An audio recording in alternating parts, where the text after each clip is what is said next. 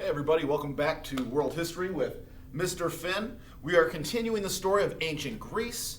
Today we're going to see what the real problem is that faces ancient Greece and why it did not continue to exist for a long period of time. And that is going to be on this side, something called the Peloponnesian War. The Peloponnesian War is going to be a war that breaks out between Sparta and Athens. Now, if you remember from the last video, Athens had created a league. Everyone was paying Athens for protection against the threat of Persia that was still out there. Sparta was jealous, and Sparta had allies of their own. And as they watched Athens become bigger and stronger and more powerful, Sparta thought to themselves, hey, this is not cool, we don't get along. Remember, Greece was made up of a lot of different polis who had always been fighting. The one time they all came together was to fight off Persia. After Persia is not a threat, though, we find that all these polis, all these city-states, go back to fighting again. They could not help themselves. They were totally different, but they all made up Greek culture. And so because of that, ancient Greece is not going to be as long-lasting as civilizations that we looked at as far as, the Egyptians or in India and things like that. But let's explain what happens in this Peloponnesian War today, and then I'm going to tell you about these guys on this side of the board. All right, so the Peloponnesian War, as we said, let's get our notes going here. We got Athens versus Sparta, the way it always has been. They always are fighting. They're always the two different, biggest, strongest ones. So Athens and Sparta, they are not getting along because both of them want to be the strongest city-state in all of Greece. Athens is there, Sparta is going to fight them off. And so what happens is they have two different strategies. And this is what happens on the bad side for Athens. Because Athens says, our strategy is going to be lock the gates. That's what we'll say, lock the gates. Let's stay in our polis, let's stay in our city-state. We can stay on the Acropolis, we'll be safe, we'll wait out the threat.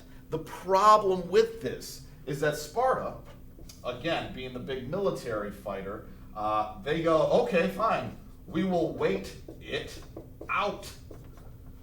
And this is basically what happens in the war. Athens makes a decision. The strategy is not a good one. They say, hey, we're going to stay in our city, we're going to lock the gates, and we'll just wait it out. Sparta says, okay, go ahead, we'll wait it out.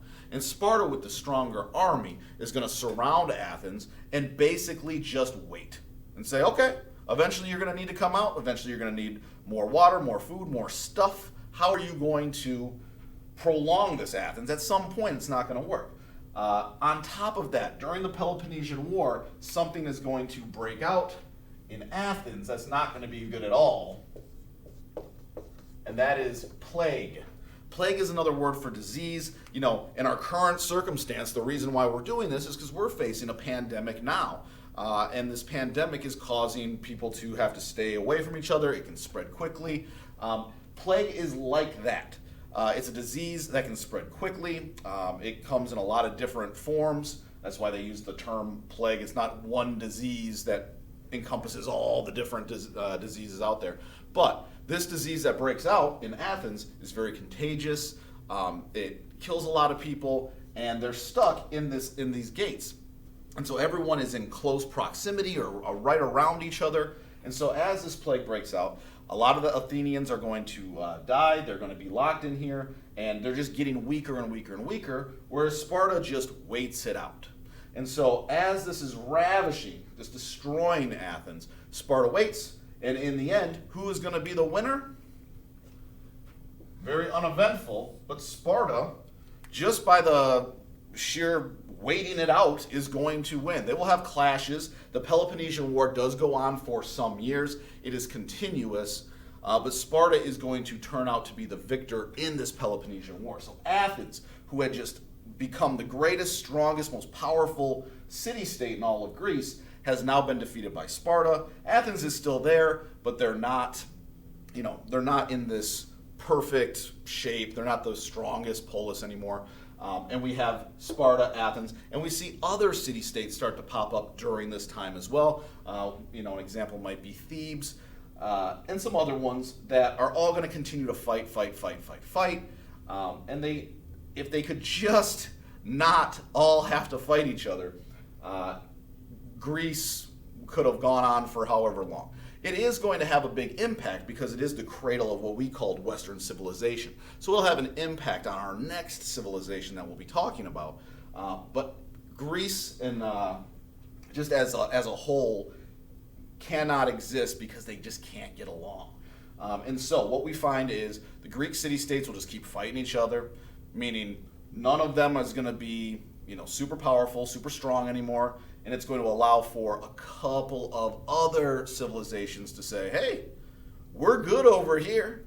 So we'll become powerful and rich and strong. And while all of you guys fight, go ahead, you guys fight, because we're unified over here. We're on the same team. We're good. We're going to get stronger and stronger and stronger. And we're going to look at a couple of those in the transition from ancient Greece to the Roman Empire, but we'll have a Macedonian empire. So there's some things that are going to pop up here in our next classes.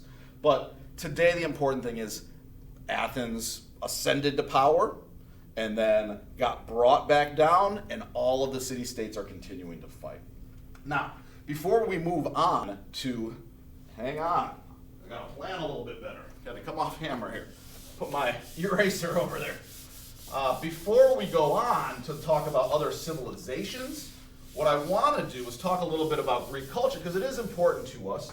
A lot of Greek culture is going to have an impact on your life and my life and everything that we do in Western civilization. One thing that you'll see sometimes, and you see it in different movies have been made, cameos in movies of different Greek gods and goddesses, their religion is going to be a polytheistic religion, as we know that term, as it means many gods.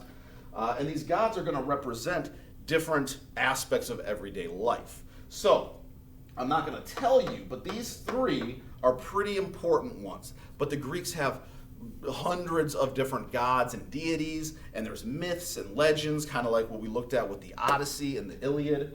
But today, I just want you to take a look at these three gods, Greek gods, and tell me who they are. It's a very, doesn't have to be much. So, you're going to tell me who and what. Who and what are they? So, for example, Zeus is the blank, and he represents this or does this. And give me one fact about him. Doesn't need to be a lot. I want, again, something like 2 to 3 sentences.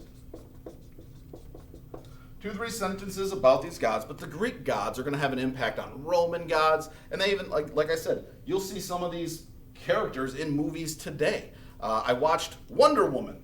Wonder Woman talked about Ares, for example. So if you've seen that, then maybe you have an idea. But tell me a little bit about these gods. That's what I want today. And then we'll be continuing on with some more of the Greek culture itself. They have a lot of things, for example, rituals that they do, and going to see what's called the oracle, which I'll explain all in our next class. But for today, look up these 3 Greek gods, give me a couple sentences on them, tell me who they are just so you can familiarize yourself with it, and we'll be good. Again, today is the day. Make sure you get it in for attendance and participation, but you have been doing a great job with that, but I just want to give you that reminder. See you next class.